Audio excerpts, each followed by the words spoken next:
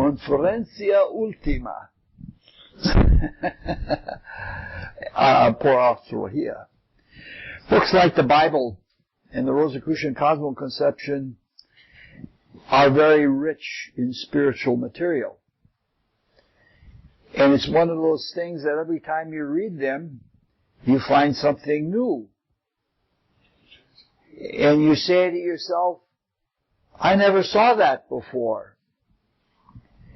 And as spiritual aspirants, yep, we know that the newness is not in the book, but it's in us. We have grown and we've opened up a little bit more, and so we can see a little more. In fact, that's a good criterion for judging the value of a book. If you can come back to it again and again, it's worthy. And it's certainly going to have something that nourishes you. There have been various books that have been touted as being spiritual, and some of them aren't. For a while, back in the 70s, there was a book called Jonathan Livingston Seagull.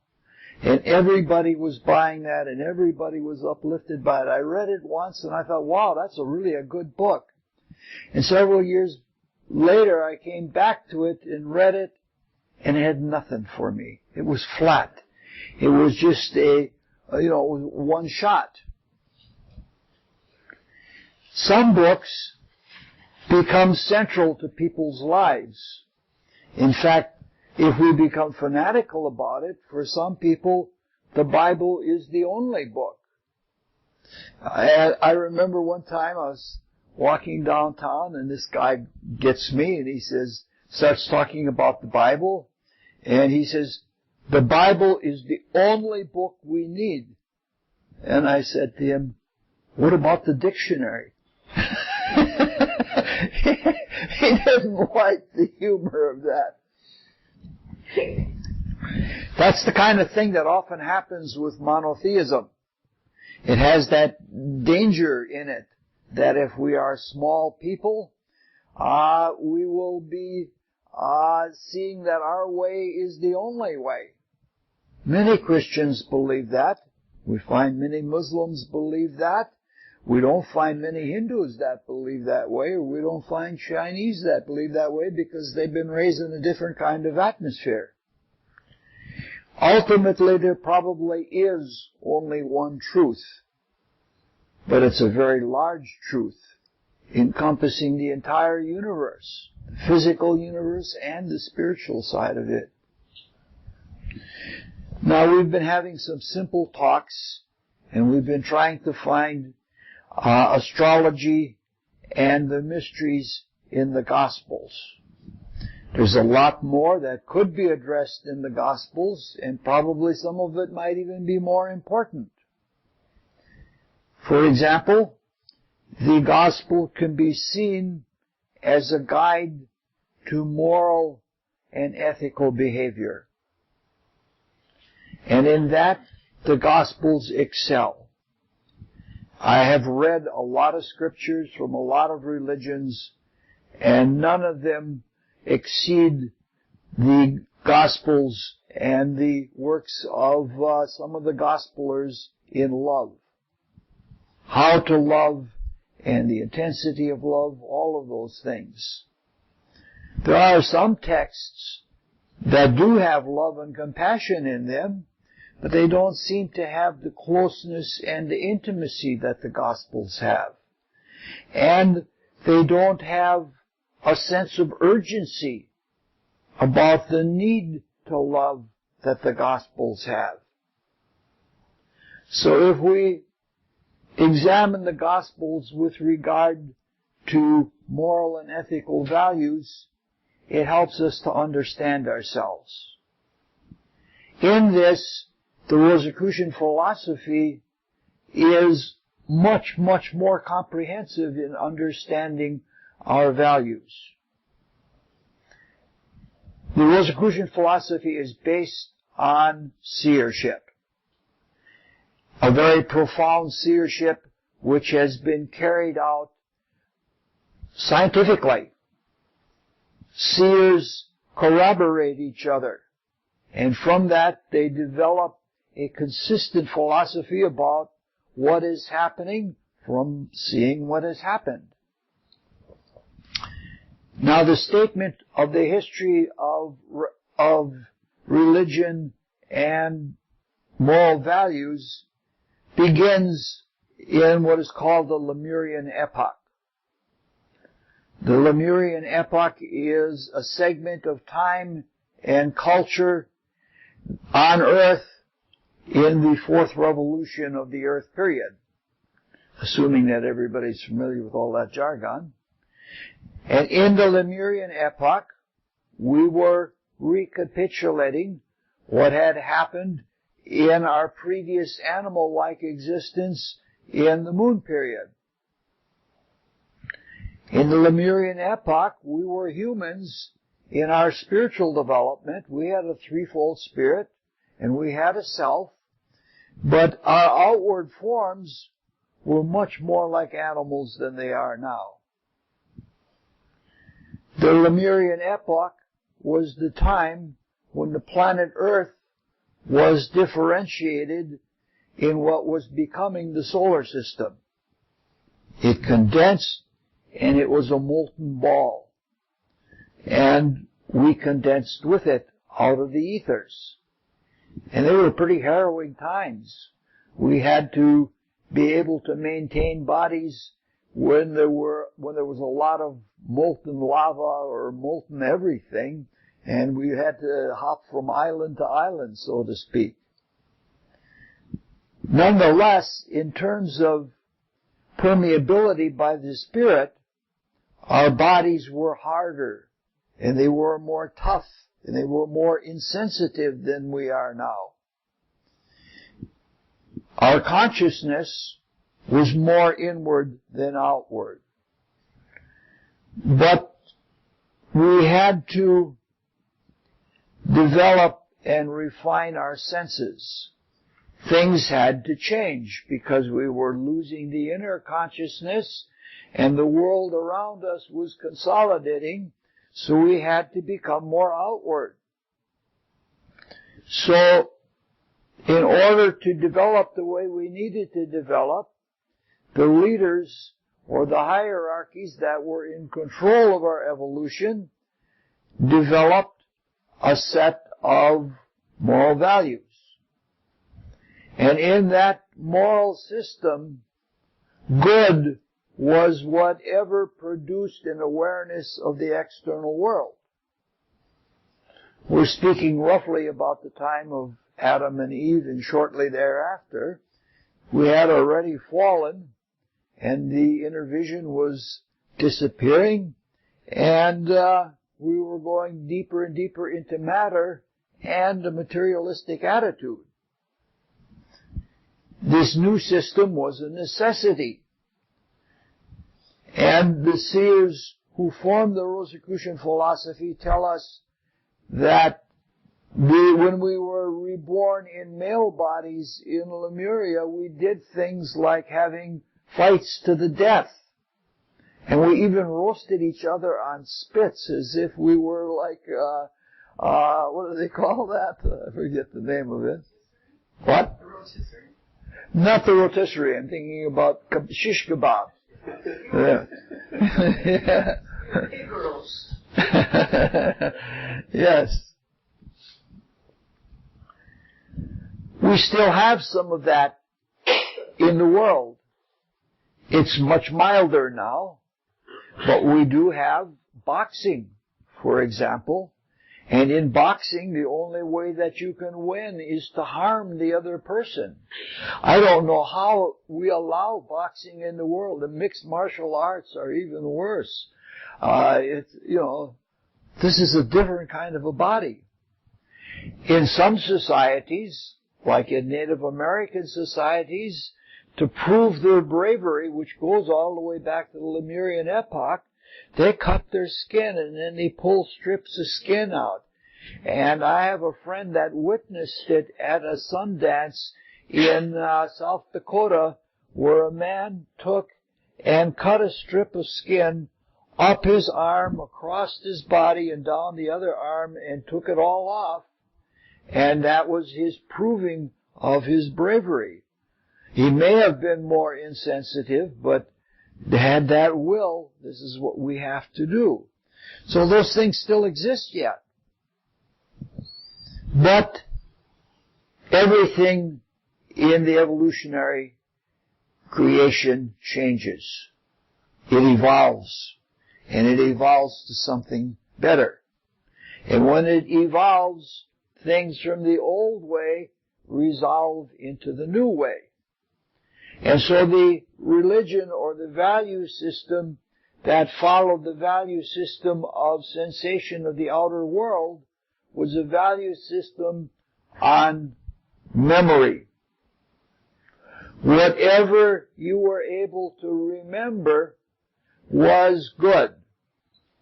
Obviously, if somebody has roasted you on the spit, that's something you don't forget very easily. So you can see the resolution that took place. However, because we still had inward focus in the ethers, we had access to at least the personal memory of nature. And there are people in the world that still have that yet. They can remember things from years and years ago right down to the last little detail. For example, there are natives that live in the Kalahari Desert that they can bury a skin that has water in it, and they bury it in the ground, and they come back years later and they know exactly where it is, and they can go right to that spot, and if you didn't know that it was there, it would look like all the rest of the ground. So we can see that there's a remembrance of that left. So, as we became more and more outward, but at the same time had a memory of experiences and experiences that stuck with us, there was another resolution. The next step was, if we remember this event, and we remember this event, we can see a causal connection between events. And so the next relationship or the next moral teaching was the ability to understand the relationship between one event and another event. So we developed a very crude sense of cause and consequence. Simultaneously, as we developed that awareness of cause and consequence, we became more aware of ourself as beings that were capable of making the connection. So we can see that the Spirit is drawing in more at the same time that it is being waked up first by pain and then by memory. And when it begins to bear on the experiences that it has had, it begins to be thoughtful. So, with self-consciousness, we became more aware of our vulnerability. And we became more aware of our mortality. And with this, we automatically looked out for ourselves. And so the religion took another evolution or another resolution, and we developed an understanding of good in terms of rewards and punishments. If you do this, you get this benefit. If you do this, you get this kind of punishment. And when we had something like that, when we saw divinity as somebody that controlled our lives in terms of punishments and blessings, we developed a different sense of the divine. But it was capable to guide us through the experiences we needed so that when we went through them, we could say to ourselves, aha, this is what that meant. And that started in the latter part of the Atlantean epoch, and it continues into the present period that we have now. So, we became more personally aware of our separate existence, and we became aware of our separate existence in our bodies. We became more outward. And as we were developing the mind, we were aware of ourselves as being the recipients of this. If somebody punishes you and say you did wrong, you're pretty self-conscious. You're aware of yourself and you know where you're going. So, the resolution continued onward, and we were taught an obedience. We were taught an obedience to a divinity that was above us. And we began to understand through all of this memory, we began to develop a code of morals and values. If you look in the early part of the Old Testament, you see there are all kinds of laws that were laid down. They became very intricate. They were dietary laws, they were social laws, they were religious laws, and they were all in that same period of development. But we again continued to absorb this and become aware, and this made us aware that there were principles, that the things that we had been led to, just for starting with simple cause and consequence, and then cause and consequence redounding on ourselves, when we understood then that there were principles that were always true, that were universals, that was the next step forward in being able to understand values. So, and we began to see ourselves as one of those principles. So we saw ourselves as a spiritual being working with all sorts of principles and ideas. So at this time, we became aware of good as a principle. That there are some things that are inherently good. And if we do them for their own sake because they're right.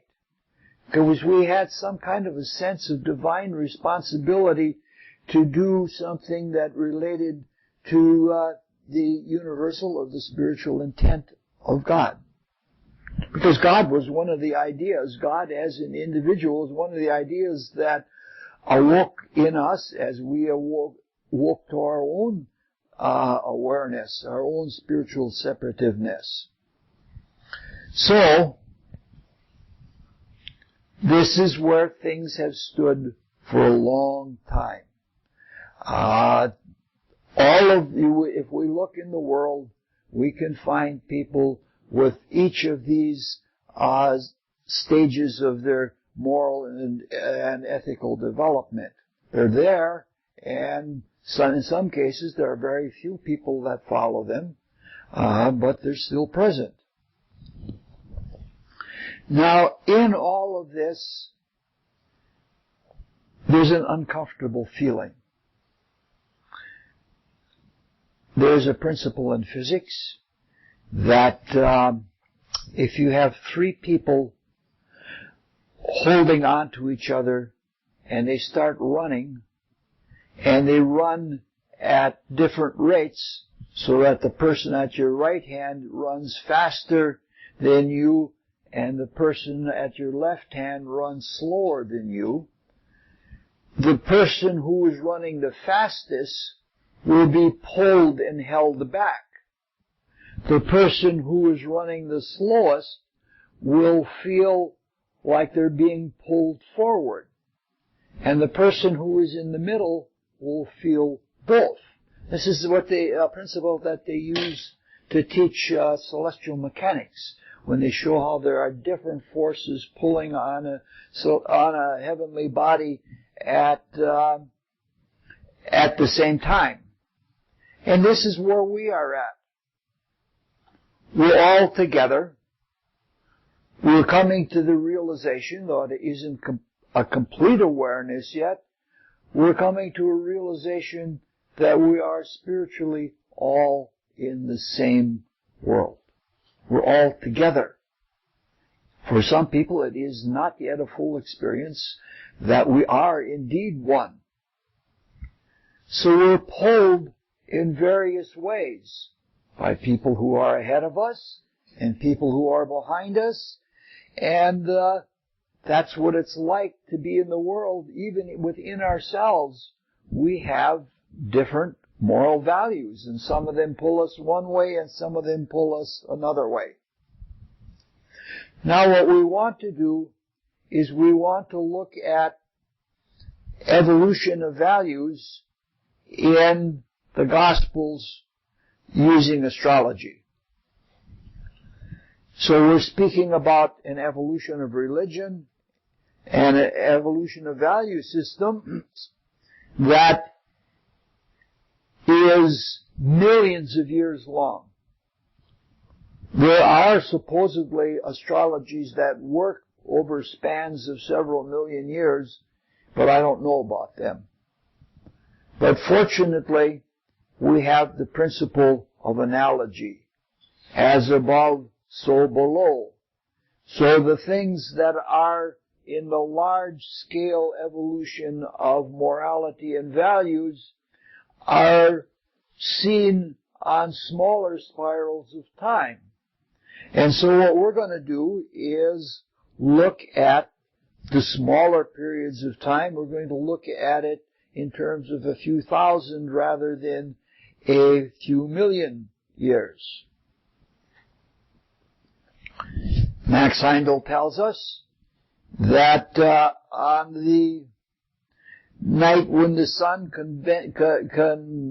commences its northward journey, the zodiacal sign Virgo stands on the ascendant.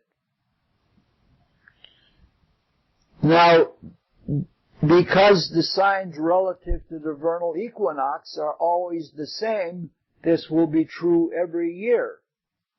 Every year when the sign, not the constellation, when the sign Gemini is at the midheaven, Virgo will be at the ascendant. That's in the intellectual zodiac. We can't see that one with our eyes, but it's every bit as real as the one that we do see with our eyes. All of the astrology that we do is based on the intellectual zodiac, and certainly you know by now that I'm a Scorpion. If you don't, I'll teach you. But it's like that. The intellectual zodiac is derivative from the constellational zodiac. But because of the wobble of the earth, by the precessions of the equinoxes, when it is midnight on Christmas Eve, when the sun starts turning northward, there will be most of the evolutionary, most of the cycle of the equinoxes, of the precessions of the equinoxes, the Virgin will not be on the ascendant. It'll still be in the heavens, but it won't be on the ascendant on Christmas Eve. The constellations are fixed. They don't change sometimes for many thousands of years. But our relationship to them relative to the earth changes. And we live on the earth, so we need a value system and we need an astrology that is relative to the earth. So the relationship between the intellectual zodiac, which is completely of the earth, and the sidereal zodiac, or the natural zodiac, which is eternal, which is made up of the bodies of divine beings, the relationship between them shows how our human existence on earth is being adjusted to the eternal values that we find in the sidereal zodiac. All right.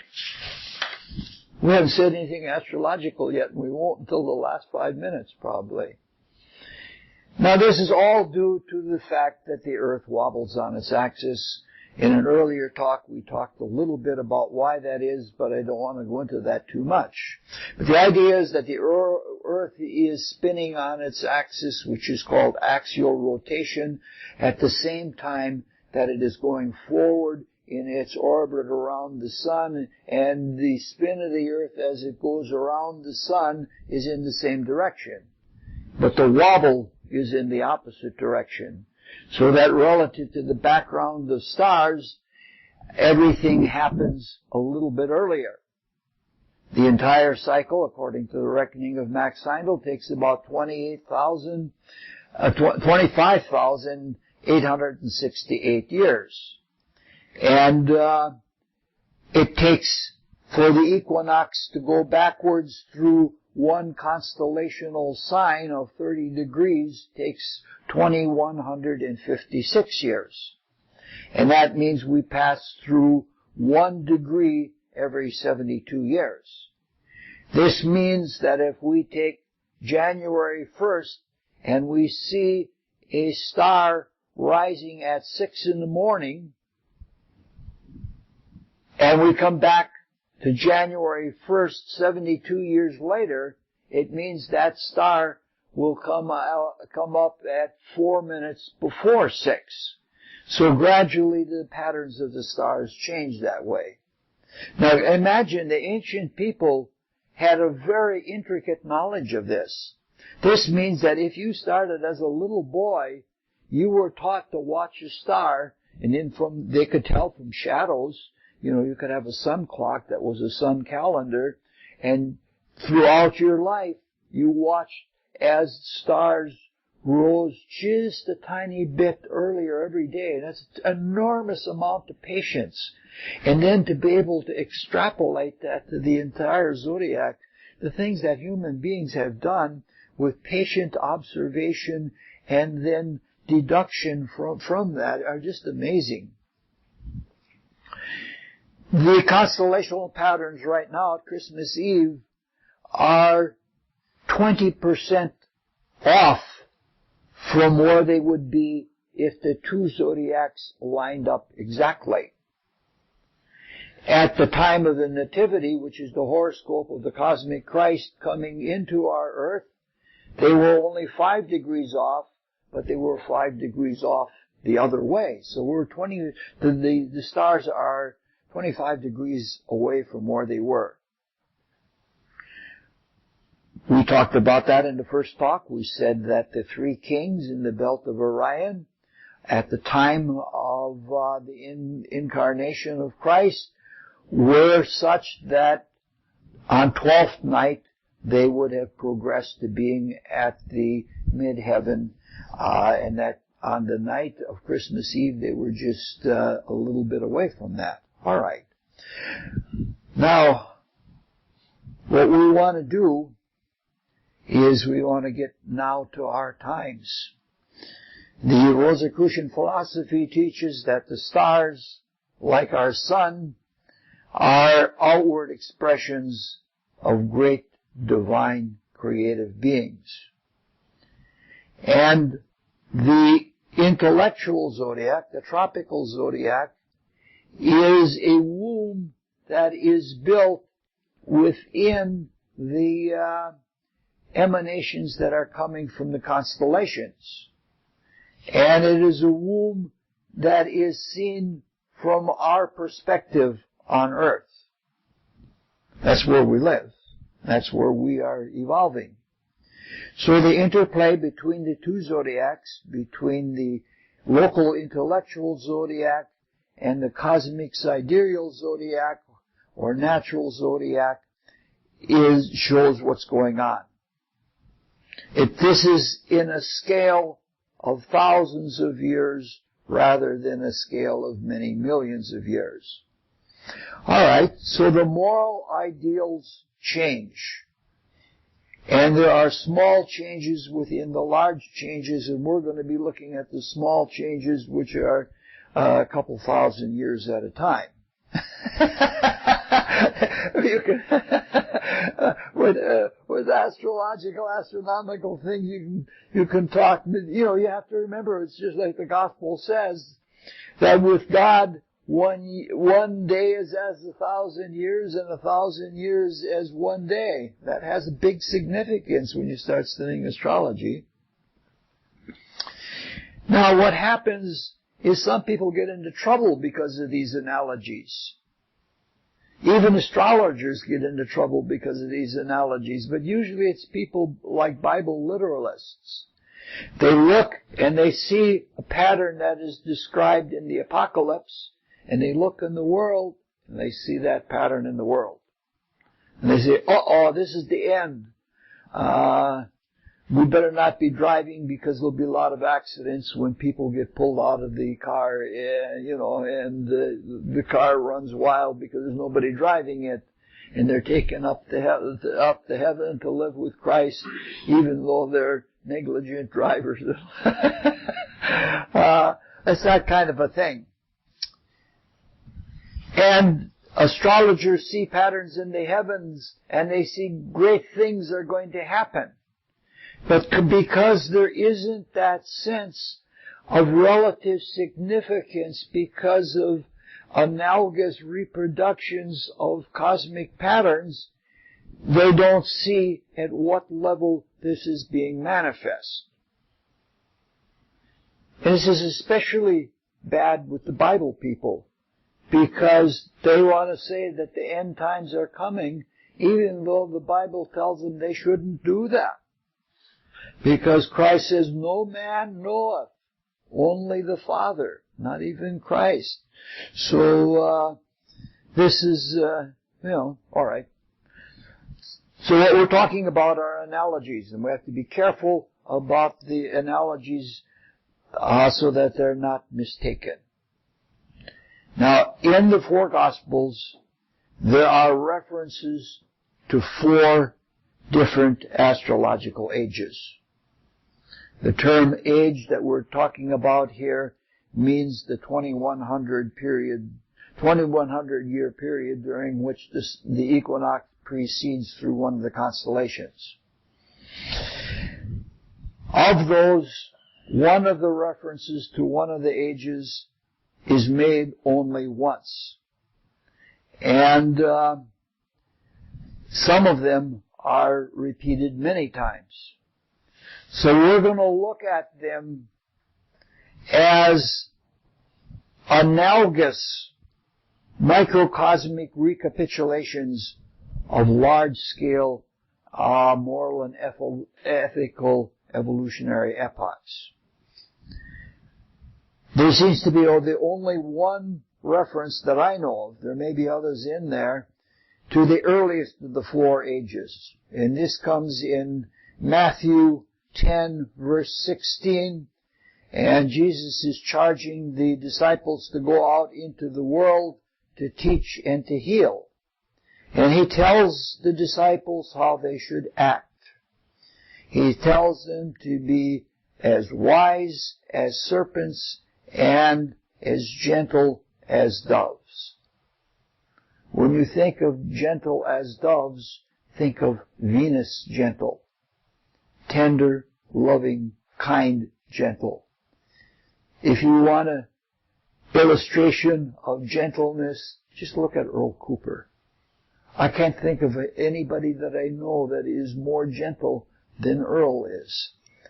That is something that goes, that relates to the Taurus side of the age of Taurus, and the opposite sign being Scorpio, which is the sign of either the scorpions or the serpent or the eagle. In the age of Taurus, the esotericism was in the opposite sign. It was in Scorpio, and all over the world, especially in Egypt and in India, there were serpent cult. In India, they were called the Nagas. In Egypt, it was, I think, Apis. I don't know. Urius is what it was in Egypt. In the time of Jesus, when Jesus was talking, he was speaking about a Gnostic cult, which was called the Ophite. And ophite is in the ancient languages, is one of the words for serpent.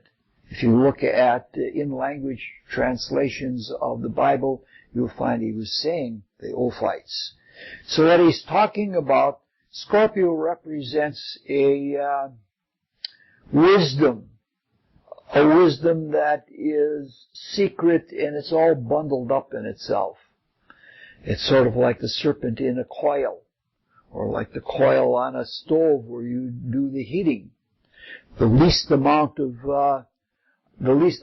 material to get the maximum amount of heat. So we can see that there were remnants of the age of Taurus still present at the end of the age of Aries when Christ was around. And those remnants carried an ancient wisdom that permeated the people, and so this advice was given to the disciples. This is a language that most people wouldn't understand now. Most people, like especially if you took it to a fundamentalist and asked him, what does that mean? They would tell them to be as wise as serpents, because they associate serpents with the devil and the whole business. It's a foreign language. They don't understand that. So that's not in their vocabulary. In the age of Taurus, there was a lot of cohesion. There was family cohesion, clan cohesion. In the case of Israel, there were the tribes of Israel, and people still prided themselves in being of the tribe of Benjamin or something of that nature. And the presence of things was obvious. Who owned what, or what you had, was a very important thing. The loss of things, or the invisible understanding of things, came from Scorpio, which means subtle, hidden things. You never know what a finger is worth until that finger is gone. If you lose a finger, you know what that finger meant. And if you lose somebody in your life, you know what that person meant. And it is in loss that we begin to understand the occult, the subtle, hidden things that lie within the obvious things around us. And when Christ says, be ye wise as serpents, he's referring to that kind of knowledge. But it is a recapitulation of a time when there were family values that were way too strong. After that comes the age of Aries. And the age of Aries was the time when the incarnation took place. Aries is a very bold sign. It's a sign of individualism. And this shows a recapitulation.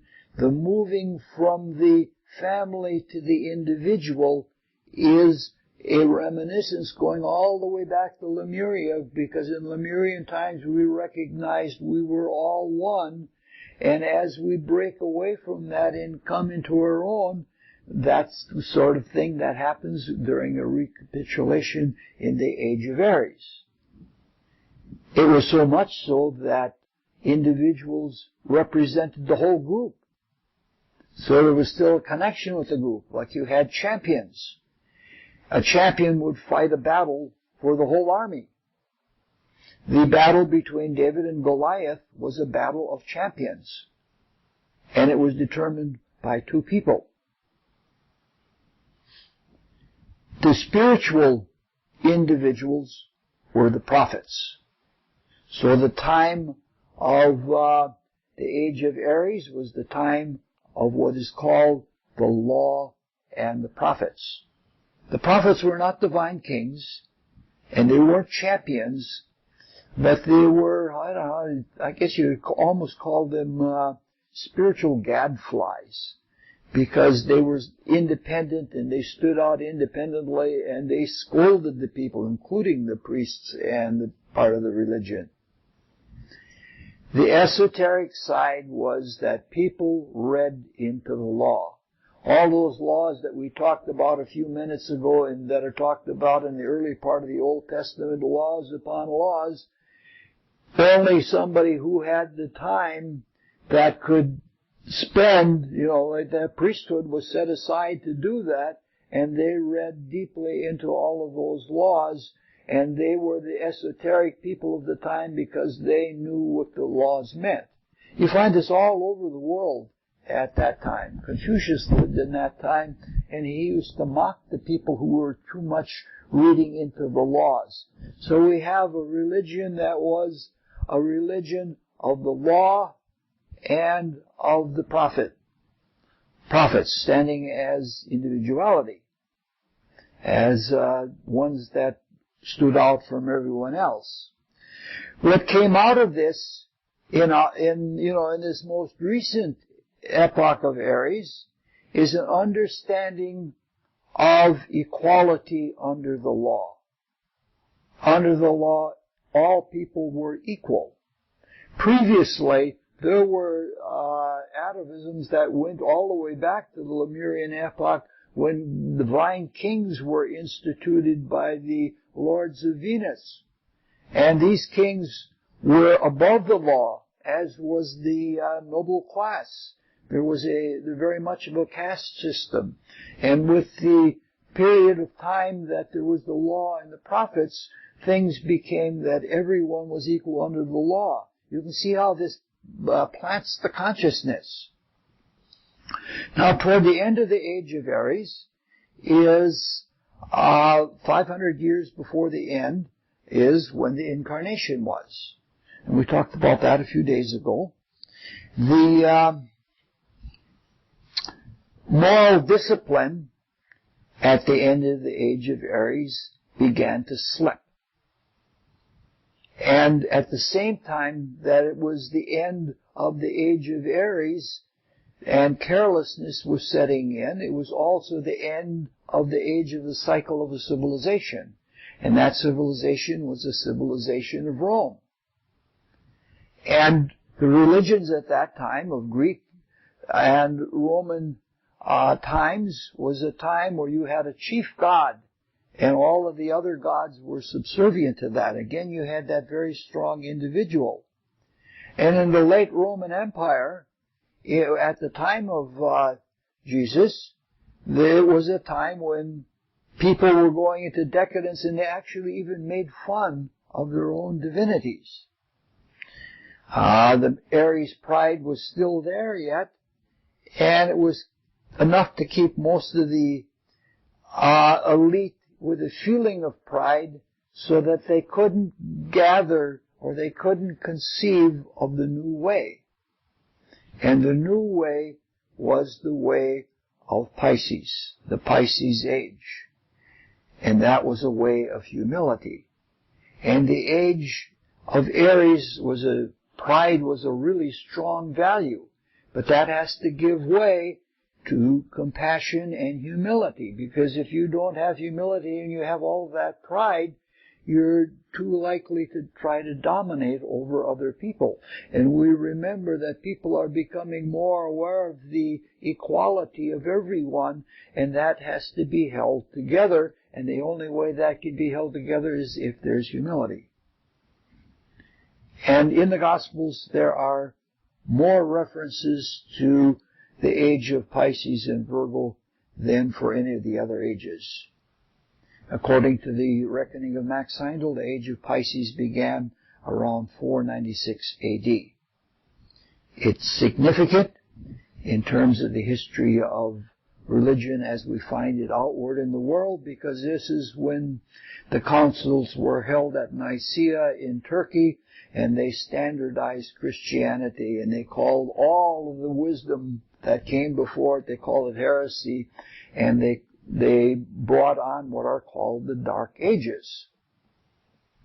And the Dark Ages were important because a new way had to be brought in, and as long as you were focusing, the wisdom of the ancients was very good, but if that was distracting you from accepting or drawing the Christ impulse into yourself, you weren't going to have any evolution really taking place.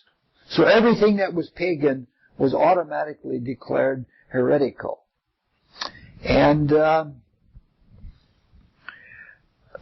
this is the way it was supposed to be. Now, the age of Pisces are the two fishes. And the loaves in the stories of the fishes and the loaves relate to Virgo, because the Virgin, or the angel as she's pictured in the zodiac, she lies on her back, and she goes on the zodiac in that, and in her arms she has a sheath of grain. Some people think it's Demeter, some people think it's an angel, and some people just think it's the Divine Virgin. Now there's something that maybe some of you can help me or ponder on it, and we'll get it.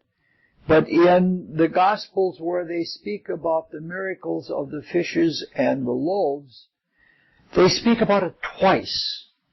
And I don't know why, for no other reason maybe than reinforcing by speaking about it twice, but the Gospels talk about twice where there's a large gathering of people and they have to be fed. And there's slight differences, but I can't find any great significance in the differences of detail.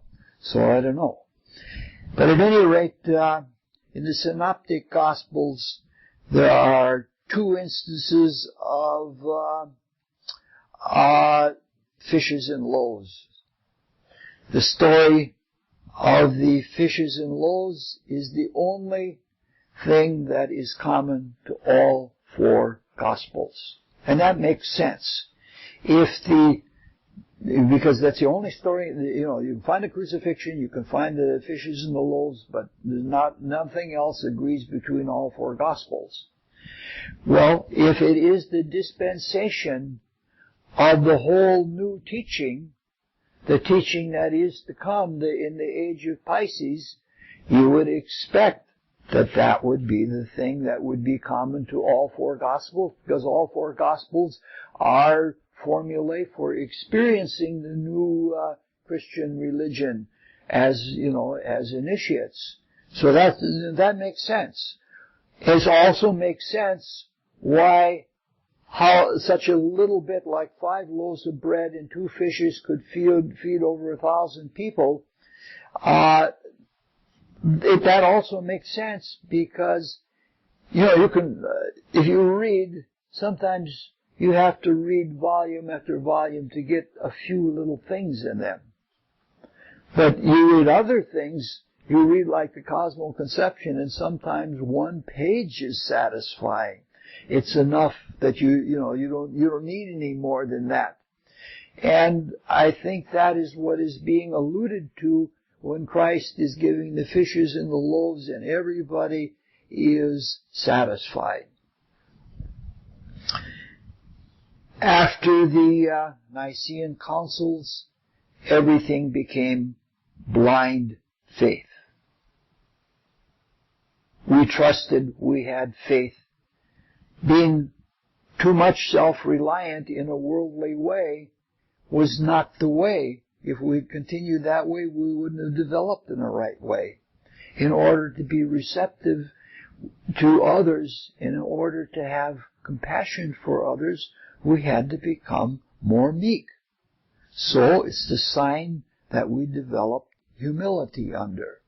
It still continues at this time. Some of us are still not meek enough yet. We might need another 1,000 or 2 years before we become kind and soft and gentle. So this is what the Romans looked down on. And that's why the Roman Empire fell. They couldn't make the change into the new time period. Now, Christ Jesus said that we weren't ready to follow Him completely yet. And so He gave us the Comforter. And the Comforter is the human spirit. And the human spirit has its focus in the region of abstract thought, the region of the self. And abstract thinking is ruled by Jupiter. And Jupiter is the ruler of Pisces, along with Neptune. And so we can see that in this period, it is to be commonplace that people have the baptism by the Holy Spirit. Again, here's the baptism under the fog in this case. And it is ours to receive that. And when we receive that, we know ourselves in a spiritual way. Religion is no longer based on external tenets. So that when we find all these evangelical churches and such like that, that's not inappropriate for now. It may not, the way of accomplishing it may not be for people like ourselves, but people are getting experiential realizations of their spiritual nature. They know that they are divine beings. And if you're very careful and you can have conversations with them, you can find out that when they talk about the baptism of the Holy Spirit, they know that they are realizing something in abstract. But if you use the word abstract, they won't understand it. At the present time, we stand relative to the beginning of the Aquarian age, where Augustus Caesar stood relative to the age of Pisces. And in the United States, our society is in its cycle, or it's going into decadence, just as the Roman Empire went into decadence. This is why people see so many similarities between ourselves and Rome. But it isn't quite right, because we have evolved a great deal since then, but there are similarities. In the Gospels, Christ tells us that when we are to have the final meeting with Him, or the ultimate meeting with Him would be the better word, to commune with Him, to be close and intimate with Him, He says to go to a house where there is a man with a pitcher of water. And exoterically they think, oh, it's on this street where the guy peddles water. It's the water bearer. And Christ is saying that in order to be intimate with Him, in order to be with Him, we have to come to Him in the Aquarian values. So that's the next step. In the Tarian age, we were recapitulating a time when we were identified with the group. And then we became individuals in the Aries age. This is, again, just recapitulations, not the whole story or not the ultimate of it. We became individuals. We had that Aries swagger. But we needed, in order to relate to each other in the terms of our moral and ethical evolution, we needed to have more humility. So we have gone through the age of Pisces, where we are being humbled and being receptive and open enough to receive the Spirit as a spiritual being right within our waking consciousness, and not just a personal ego. So, the next step is the realization of the Spirit in everyone, so that the moral values that are inculcated and that are our ideal are given to us by Aquarius. And those are values of altruism. And since Aquarius is square to Taurus, there is a conflict with the Taurus values. And the biblical Christ is very clear about that. He says, if you're going to be my follower, you got to leave your family behind. He even goes so far as to say you have to hate your family, if that's what's necessary in order to become freed from the personal bonds that happen with, the blood relations, so to speak. If you want to be in the altruistic spirit, you have to break free from all of that. So, what we're talking about is a new set of values. A new set of values that is everyone is equal with everyone else. It's a very democratic thing. At the same time, we understand true hierarchy. And that true hierarchy comes through the realization of one that is superior to all of us. And that comes from Leo. And that is the way we see the central being of Christ and focused in humanity in Christ Jesus. That is our leader. That is the rallying point. We don't worship Jesus, but He is the person that is our leader that we are all supposed to attune ourselves to. Because it is through that we have connection with the unity that is in all of us. What happens a lot with students of esoteric Christianity, and I've been guilty of it a lot myself, we think about Christ and how wonderful it is to have the experience of Christ, and we neglect, maybe even spurn Jesus. And that means we don't want to have a leader. We want this transcendental experience, and that's not right. We do have to have the focus because we have to have a central being. It's almost certain that in personifications, in the same way that the Father is the personification of the Lords of the Mind, and that Christ is the personification of the archangels, and that Jehovah is the personification of the angels, it's almost certain that the personification of our human life wave is going to be Jesus. Christ certainly wouldn't have worked through the second best and the second most important. So this is a big thing for us. We have to focus in that way. But at any rate, we have a little bit of an idea where in the last 8,000 years, or 8,000 years going into the Aquarian Age, the idea of the recapitulation of the evolution of values as we see them now.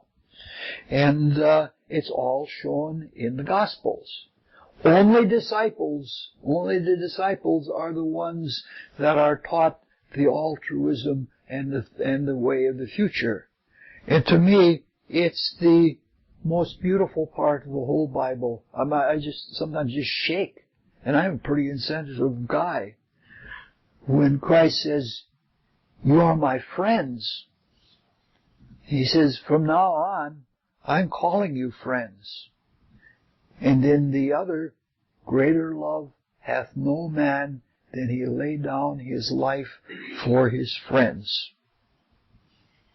So, Christ in the Bible gives us only one definition of what we should be as His followers. The only definition given anywhere in the Bible of a Christian. He says, "They will know that you are mine in that you love one another." It's a pretty good thought to end with. They will know that you are mine in that you love one another. We'll close with the Rosicrucian student's prayer. O God, increase our love for Thee, so that we may serve Thee better from day to day. Let the words of our mouths and the meditation of our hearts be acceptable in Thy sight, O Lord, our strength and our Redeemer. Okay. One to go.